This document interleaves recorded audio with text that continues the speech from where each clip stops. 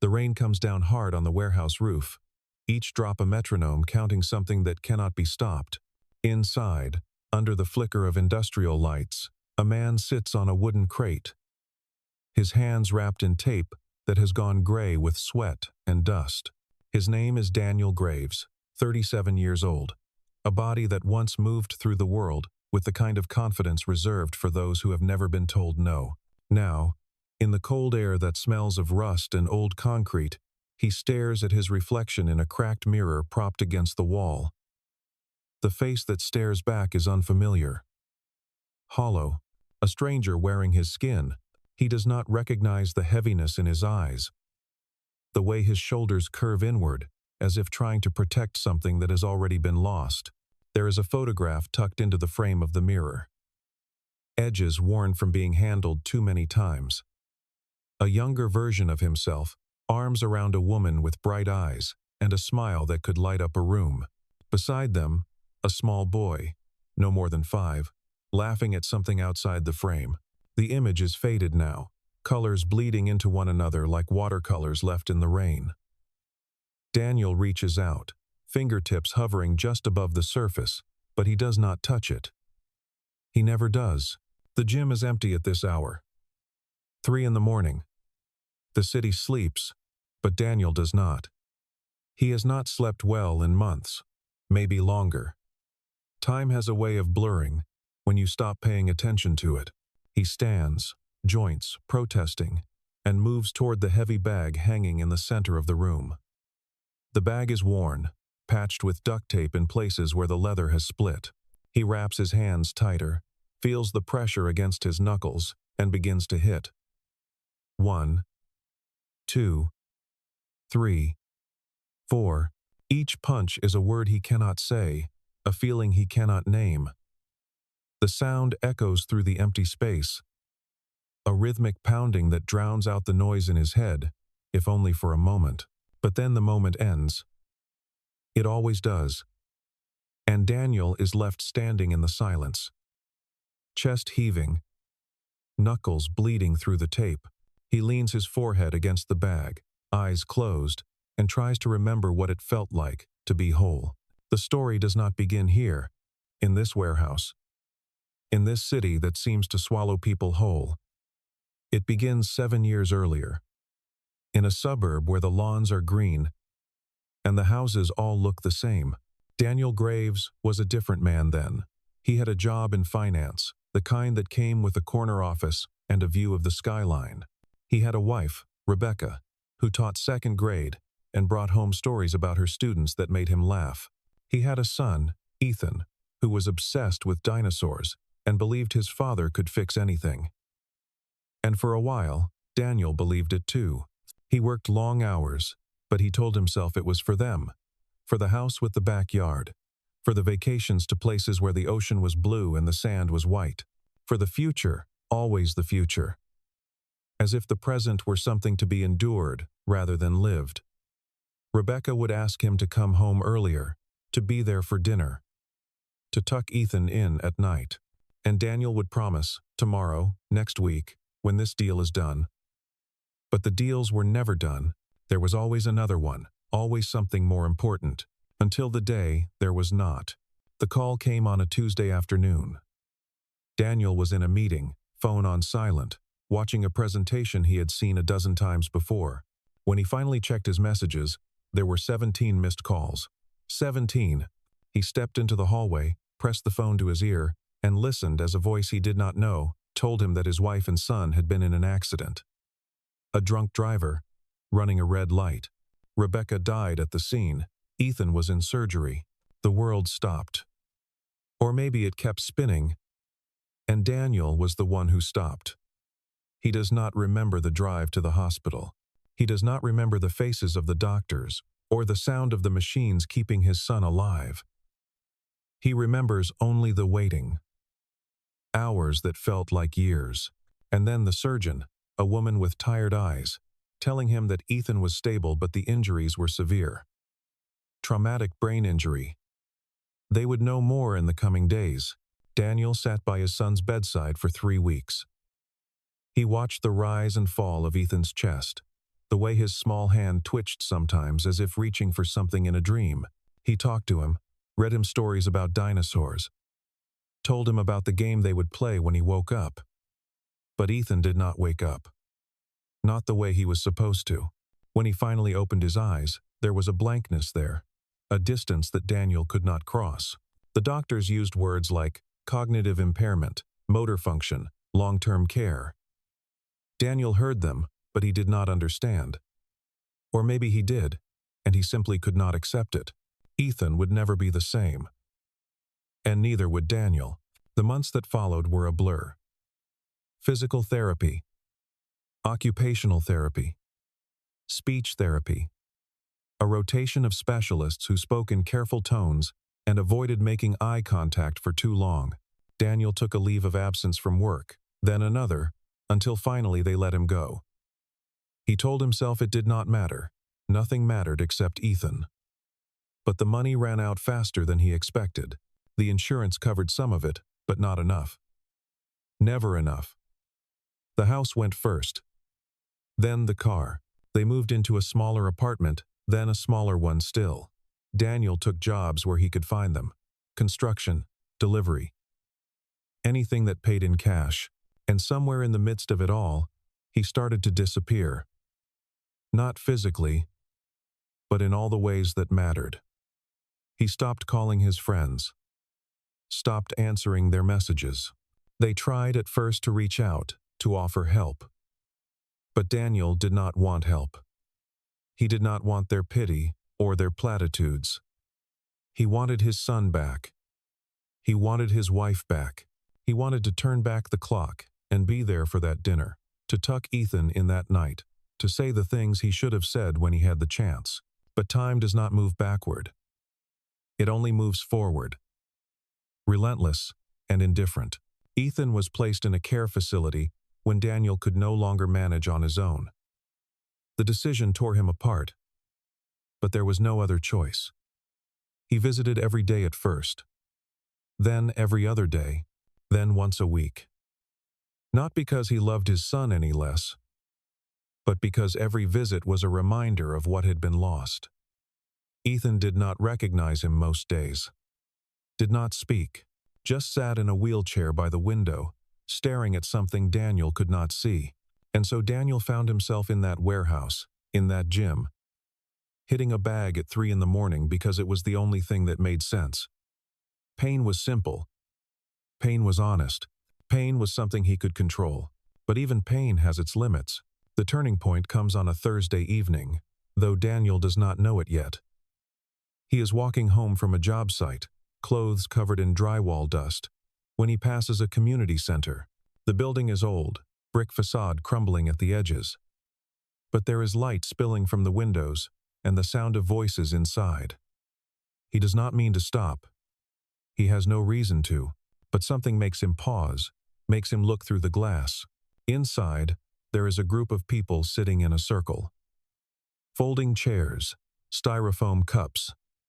The kind of scene you see in movies about recovery and redemption. Daniel knows what it is without needing to be told. A support group. He has been invited to these before, by well-meaning social workers and therapists who thought talking about his feelings would somehow make them hurt less. He never went. What was the point? Words would not bring Rebecca back. Words would not heal Ethan. Words were just noise. But tonight, for reasons he cannot explain, he opens the door. The room smells like burnt coffee and old carpet. The people in the circle turn to look at him, and for a moment Daniel considers leaving. But then a woman with gray hair and a kind smile gestures to an empty chair. He sits, slowly, as if the chair might collapse beneath him. No one asks him to speak. No one asks him why he is there. They simply continue, one by one, sharing their stories. A man who lost his daughter to cancer. A woman whose husband left her after 20 years. A teenager struggling with the weight of expectations he never asked for. And Daniel listens. Really listens. Not because their stories are the same as his, but because they are different.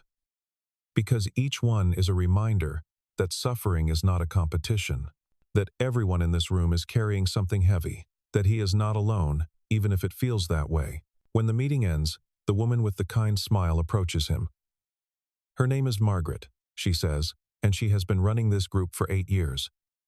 She does not ask Daniel about his story. She simply hands him a card with the meeting times and tells him he is welcome back any time. No pressure, no expectations. Just an open door. Daniel takes the card. He does not know if he will come back. But he does not throw it away either. Over the next few weeks, something shifts. It is not a dramatic change. Not the kind you see in movies where the music swells and the protagonist suddenly has all the answers. It is quieter than that. Smaller. Daniel starts going to the meetings. Not every week, but often enough. He does not talk much at first, just listens. But slowly, hesitantly, he begins to share small things. The guilt he carries for not being there. The anger at the drunk driver who walked away with barely a scratch. The overwhelming exhaustion of trying to hold everything together when everything has already fallen apart. And the people in the circle, they do not try to fix him. They do not offer solutions or tell him it will get better. They just listen. And sometimes, that is enough. Daniel also starts to rebuild other parts of his life. He takes a job at a construction company, steady work with decent pay. He finds a small apartment closer to the care facility so he can visit Ethan more often. He does not expect miracles. Ethan is still the same, still distant, still locked in a world Daniel cannot reach.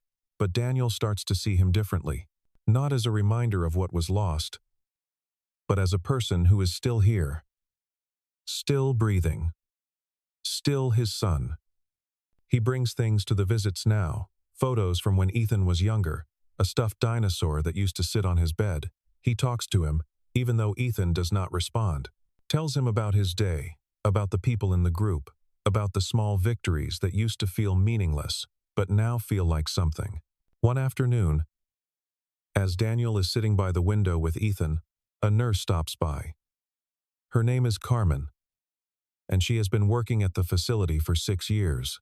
She tells Daniel that she has noticed the change in him, the way he shows up now with a different energy. She asks if he has ever considered volunteering, helping other families who are going through what he went through. Daniel is surprised by the question. He does not see himself as someone who has anything to offer, but Carmen insists. She tells him that the families need someone who understands, someone who has been in the trenches and come out the other side. Daniel thinks about it for a long time. And then, almost without realizing it, he says yes. The volunteering starts small. Daniel meets with parents who are new to the facility, whose children have just been admitted. He does not give them advice. He does not tell them it will be okay. He just sits with them, listens, shares his story if they want to hear it. And slowly, he begins to realize that in helping them, he is helping himself, that in giving voice to his pain, he is making room for something else, something that feels almost like hope. But the road is not smooth. There are setbacks, days when the weight of everything comes crashing back down, and Daniel feels like he is drowning all over again. Days when he misses a meeting because he cannot bring himself to get out of bed. Days when he visits Ethan and feels the old anger and grief rising up like a tide. On one of those days, Daniel finds himself back in the warehouse gym, fists wrapped, staring at the heavy bag. He hits it once, twice. But this time, the rhythm does not bring relief. It just brings more pain. He stops, breathing hard, and realizes that he cannot do this alone. That he has been trying to carry everything by himself for so long that he has forgotten how to ask for help. He pulls out his phone and calls Margaret. She answers on the second ring, her voice calm and steady. He tells her he is struggling, that he does not know if he can keep going. And Margaret, bless her, does not try to fix him. She just says, "Come to the meeting tomorrow. We will be there," and they are. The group sits in their circle. And when it is Daniel's turn to speak, he does. He talks about the guilt and the grief and the anger. He talks about how hard it is to keep showing up when some days it feels like there is no point. And when he finishes, there is silence. Not the uncomfortable kind, but the kind that holds space for what has been said. And then, one by one, the people in the circle share their own struggles, their own setbacks, their own moments of doubt, and Daniel realizes that this is what healing looks like. Not a straight line, not a final destination, but a messy, imperfect, ongoing process, a series of small steps forward and backward, of falling down and getting back up, of learning to live with the weight instead of being crushed by it.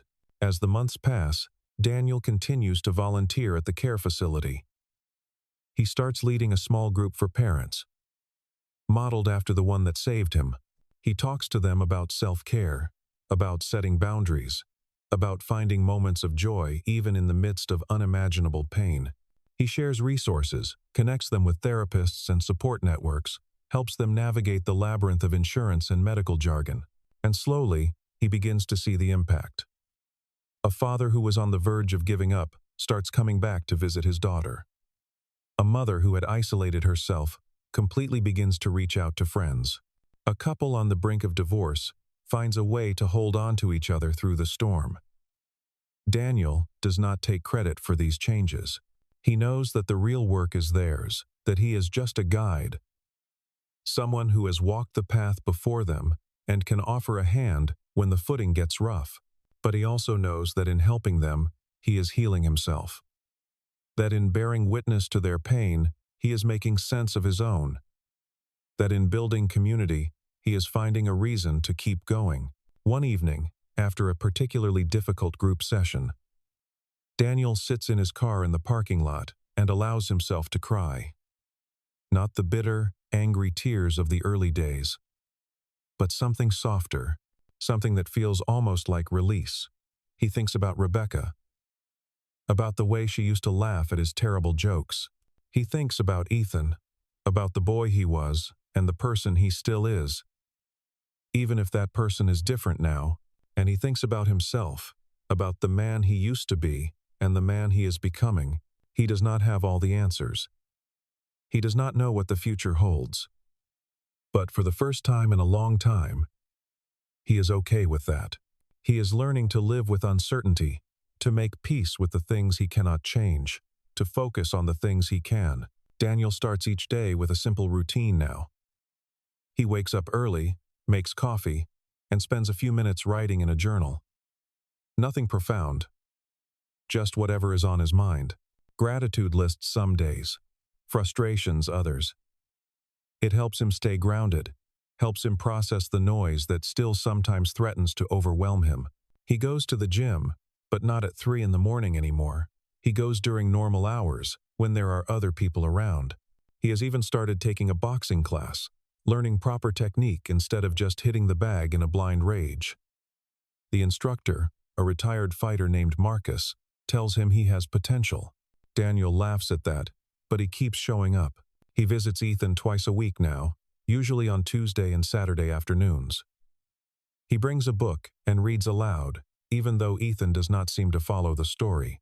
He brings music sometimes, the kind they used to listen to in the car. He brings photos and tells Ethan about the people he has met, the families he is helping. And sometimes, just sometimes, he thinks he sees a flicker of something in his son's eyes. Recognition maybe. Or just a trick of the light. Either way, it is enough. Daniel also starts reconnecting with old friends. Tentatively at first, responding to messages he had ignored for years. Meeting up for coffee or a beer, explaining, as best he can, where he has been and why he disappeared. Some of them do not understand. Some of them drift away again. But a few, a precious few, stick around. They do not try to fix him or pretend the past did not happen. They just show up. And that means everything. There is a moment, several months into this new chapter, when Daniel realizes something has changed. He is at a meeting, listening to a new member share their story, and he feels a tightness in his chest. But it is not the old panic, the old suffocating weight. It is something else. Empathy, connection, a reminder that he is not alone, and neither are they. After the meeting, the new member, a man named James, approaches him.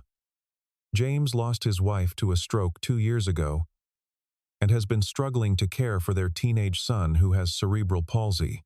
He is drowning, he says, and he does not know how much longer he can keep going. Daniel listens, really listens, and then he shares his own story, not to one-up or compare, but to offer perspective. To say, I have been where you are, and I am still here.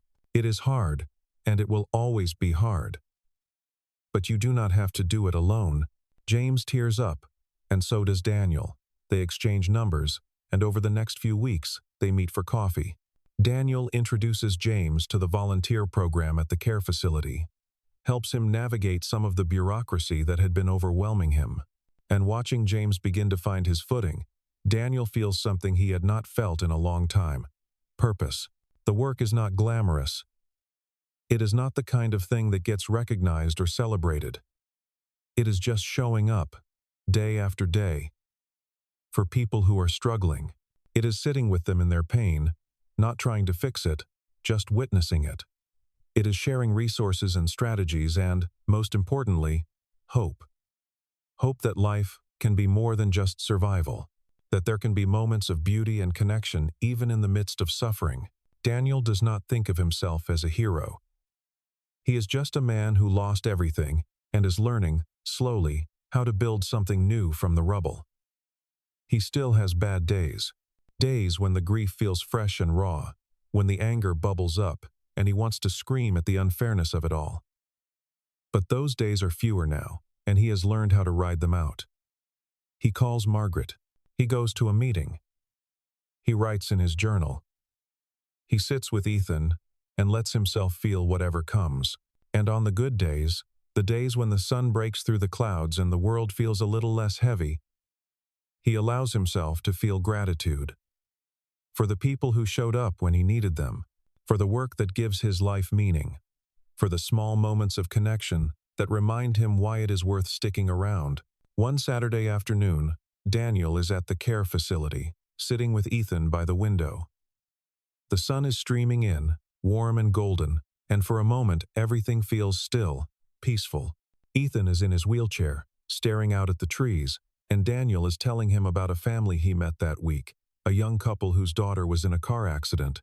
He tells Ethan how scared they are, how lost, and how he is trying to help them find their way. And then, something extraordinary happens. Ethan turns his head, just slightly, and looks at Daniel. Really looks at him. It is not much, just a fraction of a second, but it is there, a connection, a recognition.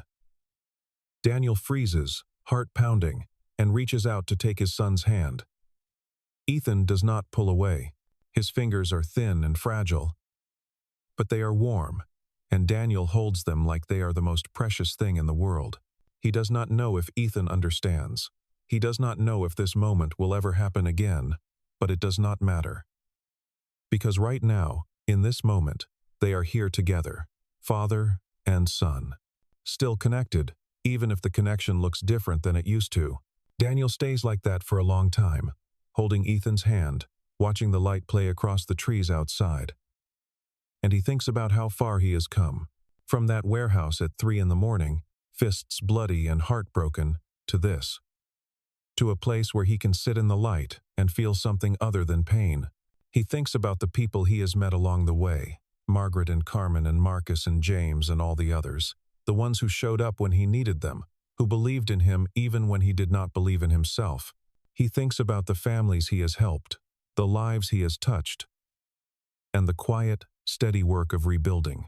And he thinks about Rebecca, about how she used to tell him that the most important thing was to show up, to be present, to choose connection over comfort, love over fear. He wishes he had listened then, really listened, instead of always chasing the next thing. But he is listening now, and he is showing up. Not perfectly, not without struggle, but consistently. And that has to count for something. As the sun begins to set, casting long shadows across the room, Daniel leans back in his chair and lets out a slow breath. He does not know what tomorrow will bring. He does not know how long Ethan will be here, or how much longer he himself will be able to keep doing this work. But he knows that right now, in this moment, he is exactly where he needs to be. He is carrying the weight, yes. But he is not carrying it alone. And that makes all the difference. The weeks turn into months, and the months turn into a year. Daniel's life settles into a rhythm. Not the old rhythm of deadlines and deals and constant motion, but something slower, more intentional. He wakes up each morning with a sense of purpose, even if that purpose is as simple as showing up. He goes to work. He goes to meetings.